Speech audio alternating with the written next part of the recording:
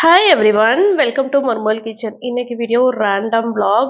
இதில் வந்து நீங்கள் கேட்ட கொஞ்சம் ரெசிபிஸ் இன்க்ளூட் பண்ணியிருக்கேன். அப்புறம் நிறைய டிப்ஸ் இருக்கும். வீடியோவை ஸ்கிப் பண்ணாமல் கடைசி வரைக்கும் பாருங்கள். இன்னைக்கு வந்து காலேஜில் என்னோட லாஸ்ட் ஒர்க்கிங் டே வேறு. சரி, அன்னைக்கு வந்து என்ன சமைச்சு எடுத்துகிட்டு போனேன்னு ஒரு ரெசிபி உங்கள் கூட நான் ஷேர் பண்ணிடுறேன். என்னென்னா, இப்போ நான் வீடியோ போட்டு நியர்லி 1 வீக்குக்கு மேலே ஆயிடுச்சு. ரீசன் பார்த்தீங்கன்னா, எக்ஸாம் நடந்துட்டுருக்கு காலேஜில். ரொம்ப பிஸியாக இருந்தேன். என்னால் சுத்தமாக vlog எடுக்கவோ இல்லை எடுத்த vlog-ஐ எடிட் பண்ணி கொடுக்கவோ முடியல. அதனால தான் இது வந்து தட்டைப்பயிறு சாதம். தட்டைப்பயிரும் ரைஸும் சேர்த்து ஊற வச்சுருந்தேன். சும்மா வெங்காயம், தக்காளி இதெல்லாம் வதக்கிட்டு பெருங்காயத்தூள் ஆட் பண்ணி, சாம்பார் பொடி ஆட் பண்ணணும், மிளகாய் தூள் ஆட் பண்ணணும், மஞ்சள் தூள் ஆட் பண்ணணும், சீரகத்தூள், மல்லித்தூள். மல்லித்தூள் வந்து ஆப்ஷனல் தான். மல்லித்தூள் வந்து ஒரு சிலருக்கு பிடிக்கும், பிடிச்சா ஆட் பண்ணிக்கலாம். மொத்தம் 5 பொடி போட்டிருக்கேன்.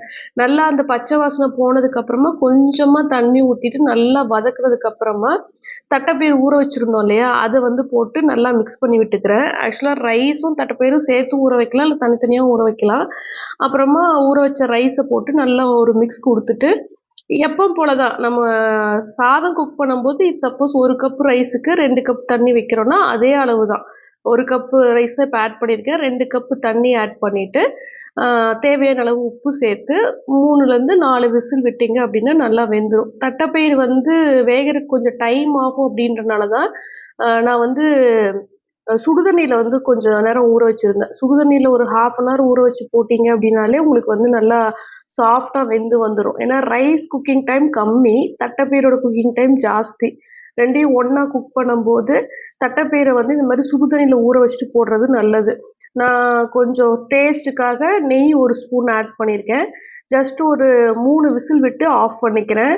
லஞ்ச் பாக்ஸுக்கு வந்து 1 பாட் ரைஸாக செஞ்சு கொடுக்குறீங்கன்னா ரொம்ப நல்லாயிருக்கும். டேஸ்ட் வந்து செம்ம சூப்பராக இருக்கும். மத்தியானம் சாப்பிட்றதுக்கும் நல்லா டேஸ்ட்டாக இருக்கும். ஒரு சில ரைஸ் பார்த்திங்கன்னா மத்தியானம் லஞ்ச் பாக்ஸ் ஓப்பன் பண்ணும்போது டேஸ்ட் வந்து மாறிடும். ஆனால் இந்த ரைஸ் அப்படி இருக்காது. ஸோ அதுக்கு பார்த்திங்கன்னா நான் உருளைக்கிழங்கு வந்து பாதி ஹாஃப் பாயில் பண்ணி வச்சுருந்தேன். அதுக்கப்புறமா தோல் எடுத்துட்டு அது வந்து ஒரு மாதிரி டீப் ஃப்ரை மாதிரி பண்ணிட்டேன். சால்ட் பண்ணி ஃப்ரை பண்ணிட்டேன். இறக்குறதுக்கு முன்னாடி உருளைக்கிழங்குல கஸ்தூரி மேத்தி இருந்துச்சுன்னா அது க்ரஷ் பண்ணி போட்டோம் அப்படின்னா ஒரு மாதிரி அந்த தந்தூரி ஸ்மெல் இருக்கும், நல்லாயிருக்கும். உருளைக்கிழங்கு கூட கஸ்தூரி மேத்தி ட்ரை பண்ணி பாருங்கள். எனக்கு ஸ்நாக்ஸ்க்கு வந்து நான் இப்போல்லாம் இப்படி எடுத்துகிட்டு போகிறேன். கொஞ்சம் நட்ஸு எடுத்துக்கிறேன். அத்திப்பழம் வந்து தனியாக சாப்பிட்றதுக்கு ரொம்ப நல்லாயிருக்கும். நம்ம ஜூஸாக மில்க் ஷேக்காக எல்லாமே இந்த மாதிரி அத்திப்பழம் 2 பேரிச்சம்பழம், பாதாம் பருப்பு, பிஸ்தா பருப்பு, வால்நட்டு இதெல்லாம் எடுத்து வச்சுக்கிட்டேன். ரொம்ப சிம்பிளான லஞ்ச் தான், ஆனால் ரொம்ப டேஸ்ட்டாக இருக்கும். கண்டிப்பாக இந்த ரெசிபி ட்ரை பண்ணி பாருங்கள். இந்த வீடியோவில் ஒரு சின்ன அப்டேட் மட்டும் இன்க்ளூட் பண்ணிடுறேன். இப்போ பார்த்தீங்கன்னா சம்மர், நம்மளோட ஸ்கின் கேர் ரொம்ப முக்கியம். எந்த சன்ஸ்க்ரீன் யூஸ் பண்ணுறதுன்ற கன்ஃபியூஷன் நிறைய பேர்த்துக்கு இருக்கும். மார்க்கெட்டில் நிறைய சன்ஸ்க்ரீன்லாம் கிடைக்கிது. நிறைய ஸ்கின் கேர் ப்ராடக்ட்ஸ்க்கான பிராண்ட் வந்து நிறைய இருக்குது. அது இல்லாமல் உங்கள் ஃப்ரெண்ட்ஸோ இல்லை கொலிகோ வந்து நான் இது யூஸ் பண்ணேன் நல்லா இருக்குது அப்படின்ற மாதிரி அவங்களும் சஜஸ்ட் பண்ணுவாங்க. ஆனால் அது வந்து நமக்கு சூட் ஆகுமான்னு தெரியாது. நான் மோர் தென் ஒரு 2 இயர்ஸாக பார்த்தீங்கன்னா டெர்மாட்டாலஜிஸ்ட் என்ன ப்ராடக்ட் வந்து எனக்கு சஜஸ்ட் பண்ணுறாங்களோ அதை தான் நான் யூஸ் பண்ணிருக்கேன். அதனால தான் எனக்கு வந்து எந்த பிரச்சனையுமே இல்லை. சப்போஸ் உங்களுக்கும் வந்து இப்போ ஸ்கின் கேர் ஒன்று ஸ்டார்ட் பண்ண போகிறீங்க, என்ன ப்ராடக்ட்ஸ் பர்ச்சேஸ் பண்ணுறதுனே தெரியல, ரொம்ப கன்ஃபியூஷனாக இருக்குன்னா பெஸ்ட்டு வந்து நீங்கள் டெர்மட்டாலஜிஸ்ட்டை கன்சல்ட் பண்ணி உங்கள் ஸ்கின்னை வந்து அவங்க அனலைஸ் பண்ணிவிட்டு உங்களுக்கு தகுந்த மாதிரி ப்ராடக்ட்ஸ் ப்ரிஸ்கிரைப் பண்ணி அதை நீங்கள் யூஸ் பண்ணாதான் உங்களுக்கு வந்து விசிபிளான சேஞ்சஸ் தெரியும். அதுவும் பார்த்தீங்கன்னா தொடர்ந்து மினிமம் 1 மந்த் யூஸ் பண்ணாதான் உங்களுக்கு வந்து அது தெரியும். நான் மோர் தென் ஒரு 2 இயர்ஸாக பார்த்தீங்கன்னா க்யூர் ஸ்கின் ஆப்பில் தான் டெர்மட்டாலஜிஸ்ட் என்னோட ஸ்கின்க்கு என்ன ப்ராடக்டை வந்து ப்ரிஸ்கிரைப் பண்ணுறவங்களோ அதை தான் யூஸ் பண்ணிருக்கேன். அதனால தான் எனக்கு எந்த பிரச்சனையும் இல்லை. இது வந்து நிறைய பேருக்கு தெரிய மாட்டேங்குது. இந்த மார்க்கெட்டில் நிறைய கிடைக்குது, விளம்பரம் ஆடெல்லாம் பார்த்துட்டு நம்ம வந்து ட்ரை பண்ணலான்னு சொல்லி ட்ரை பண்ணும்போது அது இன்னும் நம்ம ஸ்கின்னை டேமேஜ் பண்ணிடும். சப்போஸ் எனக்கு ஒரு பிம்பிள் இருக்குது, என் ஃப்ரெண்டு ஏதாவது ஒரு க்ரீம் சொல்கிறாங்க அப்படின்னா அதை நான் அப்ளை பண்ணி இன்னும் பிம்பிள் ஜாஸ்தியாகவோ இல்லை மார்க்ஸ் வந்து வந்துருச்சு அப்படின்னா கஷ்டம். அதனால பெஸ்ட்டு எப்பவுமே நம்ம டெர்மட்டாலஜிஸ்ட் சஜஸ்ட் பண்ணுற ப்ராடக்ட் யூஸ் பண்ணுறதா. வெளியே போய் நம்ம டெர்மட்டாலஜிஸ்ட்டை கன்சல்ட் பண்ணோன்னா அதுக்கான ஃபீ இருக்குது, வெயிட்டிங் டைமு, அல்லாமல் அவங்க நம்ம கேட்குற கொஷினுக்கு பொறுமையாகவும் ஆன்சர் பண்ணுறதில்ல. பட் இந்த ஆப்பில் பார்த்தீங்கன்னா 1 மந்த்து ஃப்ரீ ஃபாலோஅப் இருக்குது. நீங்கள் ப்ராடக்ட் பர்ச்சேஸ் பண்ணதுக்கு அப்புறமா 1 மந்த் வரைக்கும் உங்களுக்கு வந்து நீங்க டாக்டர் கூட சேட் பண்ணலாம். டெர்மட்டாலஜிஸ்ட் கூட உங்களுக்கு அந்த ப்ராடக்ட் வந்து செட் ஆச்சா இல்லையா, இல்ல வேற ஏதாவது மாத்தணுமா அப்படின்னு சொல்லிட்டு. என் கொலீக் கூட இப்போ ரீசெண்டா ஸ்கின் கேர்னா என்னன்னே தெரியல, என்ன ப்ராடக்ட் யூஸ் பண்றதுன்னு கேட்டப்போ நான் வந்து கியூ ஸ்கின் ஆப் வேணா ட்ரை பண்ணி பாருங்க, இல்ல டெர்மட்டாலஜிஸ்ட் தான் நமக்கு வந்து ப்ராடக்ட்ஸ்லாம் ப்ரிஸ்கிரைப் பண்றாங்கன்னு சொல்லி சஜஸ்ட் பண்ணியிருந்தேன். ஸோ உங்களுக்கும் அதுதான் நான் சொல்லுவேன். கீழே டிஸ்கிரிப்ஷன் பாக்ஸ்ல Q skin app download link கொடுத்துருப்பேன். அந்த ஆப் வந்து ஃப்ரீ தான். அந்த ஆப்பை வந்து டவுன்லோட் பண்ணி நீங்கள் லாகின் பண்ணிட்டு ஜஸ்ட் ஒரு ஸ்கின் டெஸ்ட் மட்டும் எடுத்து பாருங்க. உங்களுக்கு வந்து ஏஐ அனலைஸ் பண்ணிட்டு உங்களோட ஸ்கின் ரிப்போர்ட்டை கொடுக்கும். இது எல்லாமே ஃப்ரீ. ப்ராடக்ட் பர்ச்சேஸ் பண்ணணும் அப்படின்னா அது உங்கள் விருப்பம். சப்போஸ் டெர்மட்டாலஜிஸ்ட் வந்து அந்த ஏஐ கொடுக்குற ரிப்போர்ட் அனலைஸ் பண்ணிட்டு ப்ராடக்ட் வந்து ப்ரிஸ்கிரைப் பண்ணுவாங்க. அது ஒரு கிட்டு மாதிரி, ஸ்கின் கேர் ரொட்டீன் கிட்டு மாதிரி இருக்கும். அந்த ப்ராடக்ட்டை பர்ச்சேஸ் பண்ணுறதுக்கு என்னோட கூப்பன் கோட் யூஸ் பண்ணிங்கன்னா உங்களுக்கு எக்ஸ்ட்ரா 100 ருபீஸ் டிஸ்கவுண்ட் கிடைக்கும். ஸ்கின் கேர் ரொட்டீன்னா அந்த மாதிரி ஒரு செட் ஆஃப் ப்ராடக்ட்ஸ் யூஸ் பண்ணாதான் நமக்கு வந்து அந்த நாம நினைக்கிற மாதிரியான ஃப்ளாலெஸ்ஸான ஸ்கின் கிடைக்கும். அதாவது ஸ்கின் கேர் ரொட்டீன்னா நான் சொல்கிறது ஒரு ஃபேஸ் வாஷ், ஒரு மாய்ஸ்சரைசர், சன்ஸ்க்ரீன், விட்டமின் சி, அந்த மாதிரி நம்ம ஸ்கின்க்கு தகுந்த மாதிரியான ப்ராடக்ட்ஸ் வந்து அவங்க தான் கொடுப்பாங்க. ஸோ அந்த மாதிரி வந்து நீங்கள் வேணா பர்ச்சேஸ் பண்ணிக்கலாம். இந்த மந்த்து எனக்கு வந்து கியூ ஸ்கின் ஆப்ல டெர்மட்டாலஜிஸ்ட் என்ன ப்ராடக்ட்ஸ் ப்ரிஸ்கிரைப் பண்ணியிருக்காங்க அப்படின்றத உங்களுக்கு நான் ஸ்க்ரீனில் காட்டுறேன். ஸ்கின் கேர் ரொட்டீன் கிட் அப்படின்னா இந்த மாதிரி தான் கொடுப்பாங்க. எல்லாருக்குமே பார்த்தீங்கன்னா ஒரு ஃபேஸ் வாஷ் இருக்கும், ஒரு மாய்ஸ்சரைசர், இப்போ சீசனுக்கு தகுந்த மாதிரியான சன்ஸ்க்ரீன், சப்போஸ் வின்டராக இருந்தால் ஹைட்ரேஷன் ஜெல் அந்த மாதிரி இருக்கும். ஸோ என்னோடது வந்து ட்ரை ஸ்கின் அப்படின்றனால என்னோட ஸ்கின்க்கு தகுந்த மாதிரியான ப்ராடக்ட்ஸை கஸ்டமைஸ் பண்ணி ப்ரிஸ்கிரைப் பண்ணியிருக்காங்க. ஃபேஸ் வாஷ் எப்படி யூஸ் பண்ணணுன்ற இன்ஸ்ட்ரக்ஷன்ஸும் ஆப்லேயே இருக்கும். காலையில் ஈவினிங் அந்த மாதிரி கொடுத்துருக்காங்க. மாய்ஸ்சரைசர் வந்து எனக்கு ட்ரை ஸ்கின் அப்படின்றனால எனக்கு வந்து அலோவேரா வச்சு ஒரு மாய்ஸ்சரைசர், இது ரொம்ப வருஷமா யூஸ் பண்ணிட்டு இருக்கேன். அதனால தான் வந்து பார்த்தீங்கன்னா நமக்கு ஸ்கின் வந்து ரொம்ப ட்ரை ஆச்சுன்னா ஏஜ் லுக் சீக்கிரமா வந்துடும். Moisturiser is a must.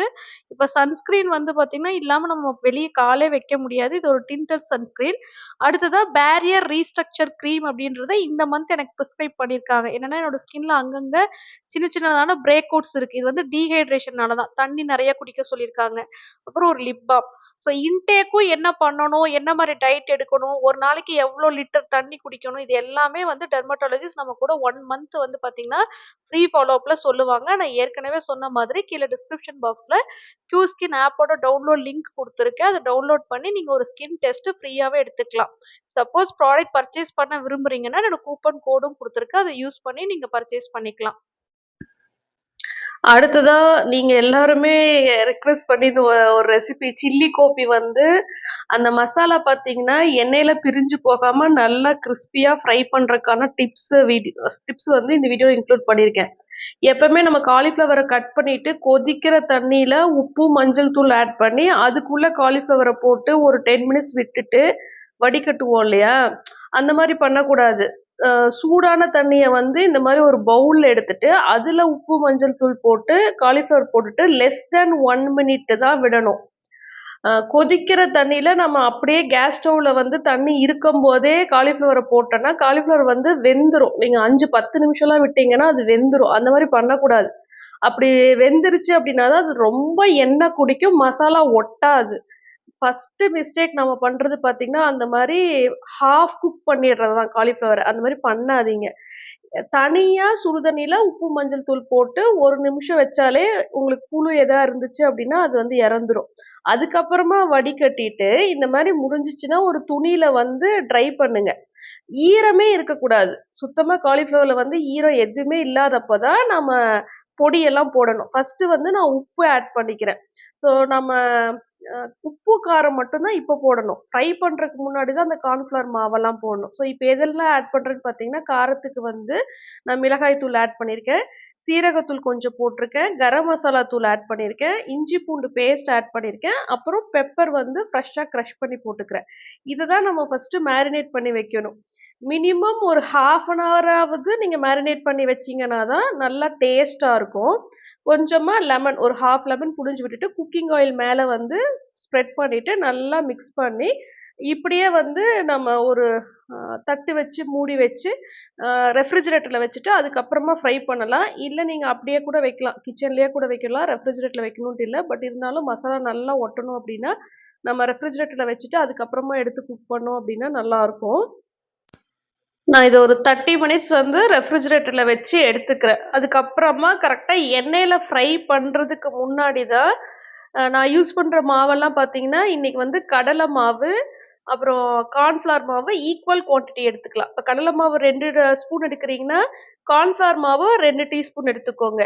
அரிசி மாவு வந்து கிறிஸ்பினஸ் குடுக்கறதுக்காக, நல்லா மொறுமொறுன்னு வர்றதுக்காக, அரிசி மாவு வந்து 1 டீஸ்பூன் தான் ஆட் பண்ணணும். அரிசி மாவு ஜாஸ்தியா போட்டீங்கன்னா, ரொம்ப ஹார்ட் ஆயிடும். உள்ள வேகாது. அதனால அரிசி மாவு கம்மியா எடுத்துக்கோங்க. அந்த மறுபடியும் கொஞ்சமா மிளகாய் தூள் ஆட் பண்ணேன். அப்பதான் உங்களுக்கு மேலேயும் அந்த கலர் கிடைக்கும். மத்தபடி ஆர்டிஃபிஷியலான கலர் பொடியெல்லாம் போடாதீங்க. அது ரொம்ப பாய்சனஸ் ஆக்சுவலா. அந்த மாரி பண்றதில்ல. நம்ம கடையில வந்து சில்லி கோபி வாங்கும்போது அவங்க ஆர்டிஃபிஷியல் கலர் யூஸ் பண்றாங்க. வீட்லயே நம்ம வந்து குழந்தைங்களுக்கு இந்த மாரி ப்ரிப்பேர் பண்ணி குடுக்கலாம். இப்ப நான் ஃப்ரை பண்ண போறேன். ஃப்ரை பண்றதுக்கு முன்னாடி தனியா பவுல்ல அந்த பொடியெல்லாம் மிக்ஸ் பண்ணிட்டு, அதுக்கப்புறமா இது கூட கலந்துட்டேன். தனியா பொடியெல்லாம் மிக்ஸ் பண்ணும்போது தான் ஈவனா உங்களுக்கு வந்து ஒரே மாரி கோட் ஆகும். ஒவ்வொரு காலிஃப்ளவர்லயும் ஒரே மாரி கோட் ஆகும். இதுல வந்து நான் 2 மிஸ்டேக் பண்ணியிருந்தேன். ஆக்சுவலா பார்த்தீங்கன்னா, காலிஃப்ளவர் வந்து கொஞ்சம் பெரிய பீஸா கட் பண்ட்டேன். இந்த சைஸ் எடுக்காதீங்க. இத விட சின்ன சைஸா கட் பண்ணுங்க. இந்த சைஸ்ல கட் பண்ணீங்க அப்டின்னா, காலிஃப்ளவர் வேகறதுக்கு ரொம்ப டைம் ஆச்சு. அதனால நீங்க இன்னுமே கொஞ்சம் சின்ன சைஸா கட் பண்ணி செய்யும்போது, இன்னும் உங்களுக்கு அந்த மசாலா வந்து நல்லா கோட் ஆயிட்டு சாப்பிடறதுக்கு ரொம்ப டேஸ்ட்டா இருக்கும். அதனால கண்டிப்பா கொஞ்சம் சின்ன சைஸ் காலிஃப்ளவரா கட் பண்ணிக்கோங்க. நான் கொஞ்சம் அரிசி மாவு வந்து ஜாஸ்தியா போட்டுட்டேன். ஸோ, அதனால தான் அந்த மிஸ்டேக் பண்ணாதீங்கன்னு சொல்றேன். மறுபடியும் சொல்றேன் 2 டீஸ்பூன் கார்ன்ஃப்ளவர், 2 டீஸ்பூன் கடல மாவு, 1 டீஸ்பூன் அரிசி மாவு போட்டீங்கன்னா கரெக்ட்டா இருக்கும். என்னன்னா, என்னோட ரெசிபீஸ் வந்து நான் எப்படி பண்றேனோ, அதே மாரி நீங்களும் ட்ரை பண்றீங்கன்னு எனக்கு தெரியும். அதனால தான் நான் பண்ண 2 மிஸ்டேக்கையும் இந்த வீடியோல சொல்ட்டேன். ஸோ, நீங்க வந்து அந்த மிஸ்டேக் இல்லாம செஞ்சு பாருங்க.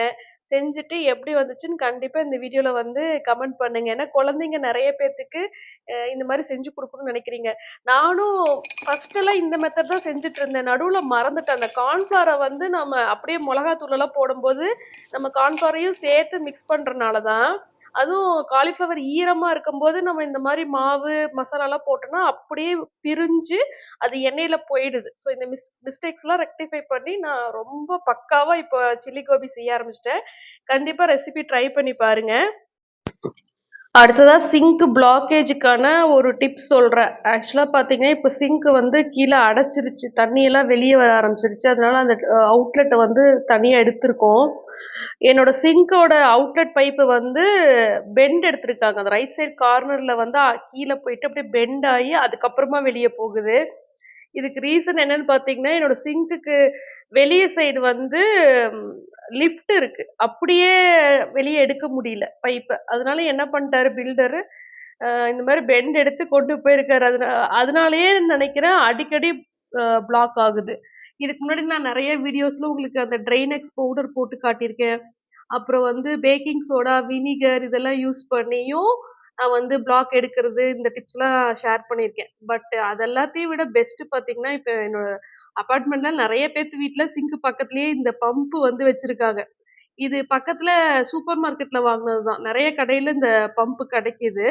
சப்போஸ் ஆன்லைன்ல அமேசான்ல இதோட அவைலபிள் இருக்கு அப்டின்னா, இதோட லிங்க் நான் கண்டிப்பா டிஸ்கிரிப்ஷன்ல குடுக்குறேன். அந்த சிங்க்கோட ஹோல விட அந்த பம்போட சைஸ் வந்து பெருசா இருக்கணும். அப்பதான் அது மேல வச்சு நல்லா பிரஸ் பண்ணி நம்ம பம்ப் பண்ணும்போது அந்த பிளாக் அப்படியே போயிடுது. ரொம்ப எஃபெக்டிவான மெத்தட். அதுக்கப்புறமா சுடு தண்ணி வந்து ஊத்துனீங்க அப்படின்னா, நல்லா என்ன பிளாக்கேஜ் இருந்தாலும் போயிடும். இந்த மாரி வந்து அட்லீஸ்ட் ஒரு 3 டைம்ஸாவது பண்ணணும். அதாவது ஒரு தடவ பம்ப் பண்ணிட்டு, சுடு தண்ணி ஒரு 2 லிட்டர் ஊத்திட்டு, மறுபடியும் பம்ப் பண்ணிட்டு, மறுபடியும் சுடு தண்ணி ஊத்திட்டு, மறுபடியும் 3 டைம் பம்ப் பண்ணி, கொஞ்சம் நல்லா ஃபோர்ஸா தண்ணி வந்து ஊத்தி விட்டீங்க அப்படின்னா, அந்த பிளாக்கேஜ் எல்லாம் போயிடுது. நெறைய பேத்துக்கு இந்த சிங்க் பிளாக்கேஜ் ப்ராப்ளம் இருக்குமா இருக்கும். அதனால இந்த டிப் ஷேர் பண்றேன். சப்போஸ் மேல் அடைச்சிருந்தாலும், சிங்க்குல மேல் சைடுல அடைச்சிருந்தாலும், ஆ நீங்க அந்த பம்ப மேல வச்சும் பம்ப் பண்ணலாம். அப்பவும் பிளாக்கேஜ் வந்து போகுது. ட்ரெயினெக்ஸ் பவுடரு, அப்புறம் பார்த்தீங்கன்னா, சோடா இது எல்லாமே கெமிக்கல். அத நெறைய நம்ம யூஸ் பண்ணும்போது, உள்ள பைப் ஏதோ டேமேஜ் ஆயிடுமோ! அந்த மாரியும் பயமா இருக்கு. அதுக்கு வந்து ரொம்ப சிம்பிளான மெத்தட் பார்த்தீங்கன்னா, இந்த மாரி நம்ம பம்ப் பண்றது தான். ஆயில் மட்டும் சிங்க்குக்குள்ள ஊத்தாதீங்க. இது ஏற்கனவே நான் வீடியோல சொல்லியிருந்தேன். நம்ம குக் பண்ண ஆயில வந்து சிங்க்குக்குள்ள ஊத்துனீங்க அப்டின்னா, அது கொஞ்ச நாளைக்கு அப்புறம் கட்டியா ஃபார்ம் ஆயிடும். அத அவாய்ட் பண்ணிக்கோங்க. இன்னொரு டிப் வந்து என்னன்னு பார்த்தீங்கன்னா, இந்த சாப்பிங் போர்டு இருக்கு இல்லையா, ஸ்டெயின்லெஸ் ஸ்டீலில் நான் அமேசானில் பர்ச்சேஸ் பண்ணி நான் வீடியோ போஸ்ட் பண்ணியிருந்தேன், ரிவ்யூ கொடுத்துருந்தேன் ரொம்ப நல்ல குவாலிட்டியாக இருக்குன்ட்டு. நிறைய பேர் வாங்கினதா எனக்கு சொல்லியிருந்தீங்க. இல்லை, இன்னொரு விஷயம் நான் சொல்ல மறந்துட்டேன். ஆக்சுவலாக இதில் வந்து நம்ம சப்பாத்தியும் நல்லா தேய்க்க முடியுது. இதுல வந்து நெறைய கேட்டகரிஸ் இருந்துச்சு. நார்மலான சாப்பிங் போர்டும் இருக்கு. அது இல்லாம இந்த மாரி விளிம்பு வச்ச மாதிரியும் இருக்கு. இந்த மாரி விளிம்பு இருக்கிற மாரி எடுத்துட்டீங்கன்னா, நகரவே மாட்டேங்குது. நமக்கு வந்து சப்பாத்தி மாவு தேய்க்கிறதுக்கு அவ்ளோ சூப்பரா இருக்கு. காலையில பிரேக்ஃபாஸ்ட் வந்து இது ஒரு நாள் கார்லிக் பிரெட்டு ரெடிமேடா வாங்கி அத வச்சு ஜீவனுக்கு வந்து பார்த்தீங்கன்னா, சாண்ட்விச் மாரி செஞ்சுட்டுருக்கேன். இன்னொரு முக்கியமான விஷயம் உங்க கூட ஷேர் பண்ணிக்கிறேன். இந்த வருஷம் சம்மர் வெக்கேஷன்ல கண்டிப்பா நாங்க கோயம்புத்தூர் வந்து ஷிஃப்ட் ஆறதா டிசைட் பண்ணியிருந்தோம்.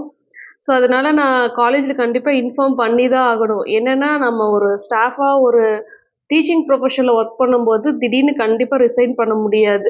எங்க காலேஜ்ல நோட்டீஸ் பீரியட் பார்த்தீங்கன்னா, 3 மந்த்ஸ் பிஃபோரே சொல்லணும். 3 மந்த்ஸ் பிஃபோரே சொன்னா தான் அவங்க அதுக்கு தகுந்த மாரி என்ன ரீப்ளேஸ் பண்றதுக்கு ஸ்டாஃப் எடுப்பாங்க. எனக்கு வேற இன்னும் கோயம்புத்தூர்ல நான் இன்னும் வேலை எதுவும் அப்ளை பண்ணல. ஜாப் கிடைக்குமா எதுவுமே தெரியல. பட் கன்ஃபார்மா கோயம்புத்தூர் ஷிஃப்ட் ஆறோம். ஸோ, சொல்லாம இருக்க முடியாதுன்றதுனால நான் 3 மந்த்ஸ் பிஃபோரே மேபி நான் வந்து நெக்ஸ்ட் இயருக்கு அகாடமிக் இயர் வந்து கன்டின்யூ பண்ண மாட்டேனா இருக்கும் அப்படின்னு சொல்லியிருந்தேன். பட் இருந்தாலும் அவங்க அஃபிஷியலா ஒரு ரிசிக்னேஷன் லெட்டர் குடுத்து தான் ஆவணும். ஐ மீன் அதுதான் வந்து ஃபார்மாலிட்டி. ரிசிக்னேஷன் லெட்டர் குடுத்துருங்க. குடுத்தீங்கன்னா தான் நாங்க வந்து உங்க பிளேஸ ரீப்ளேஸ் பண்றதுக்கு, ரெக்ரூட் பண்றதுக்கு எங்களுக்கு ஈஸியா இருக்கும் அப்படின்னு சொல்லியிருந்தாங்க. ஸோ ரிசிக்னேஷன் லெட்டர் வந்து குடுத்துட்டேன் நான் ஏற்கனவே. குடுத்துட்டு இப்ப வந்து நோட்டீஸ் பீரியட்ல தான் ஒர்க் பண்ணிட்டு இருக்கேன். இஃப் சப்போஸ் கோயம்புத்தூர்ல ஜாப் கிடைக்கலைன்னா என்ன பண்றதுன்னு தெரியல. பெங்களூர்லயே கன்டின்யூ பண்ற பட்சத்துல இந்த வேலை எனக்கு ரொம்ப முக்கியம். ரிசிக்னேஷன் குடுக்கும்போது அவ்ளோ கஷ்டமா இருந்தது. ஏன்னா அவ்ளோ கஷ்டப்பட்டு அந்த வேலை ஜாயின் பண்ணி, இவ்ளோ வருஷம் ஒர்க் பண்ணிட்டு, இப்போ நியர்லி 3 இயர்ஸ் எக்ஸ்பீரியன்ஸ் ஆயிடுச்சு. பட் இருந்தாலும் நான் சொல்லியிருந்தேன், சப்போஸ் பை சான்ஸ் 1% சான்ஸ் இருக்கு பெங்களூர்ல கன்டின்யூ பண்றதுக்கு. அந்த மாரி கன்டின்யூ பண்ற பட்சத்துல மறுபடியும் ரீஜாயின் பண்ணிக்க முடியுமா அப்படின்னு கேட்டிருந்தேன். அது வந்து இஃப் சப்போஸ் என்னோட பிளேஸ்க்கு ரீப்ளேஸ் பண்ணிட்டாங்க அப்படின்னா, கன்டின்யூ பண்ண முடியாது. இல்ல மறுபடியும் பார்த்தீங்கன்னா, அந்த வீக்லி 2 டேஸ் மட்டும் கெஸ்ட் லெக்சரரா போய் எடுத்துட்டு இருந்தேன் இல்லையா? அந்த மாரி வேணா நீங்க ஜாயின் பண்ணிக்கலான்ற மாரி சொல்லியிருந்தாங்க. பார்க்கலாம் கடவுள் வந்து எனக்கு என்ன மாதிரி ஒரு ஆப்ஷன் குடுத்துருக்காருன்னு தெரியல. அ கோயம்புத்தூர் வந்து நாங்க இந்த மந்த்து ஷிஃப்ட் ஆயி வந்துருவோம். வந்துட்டு அதுக்கப்புறமா நான் அப்டேட்ஸ்லாம் உங்களுக்கு நான் சொல்றேன்.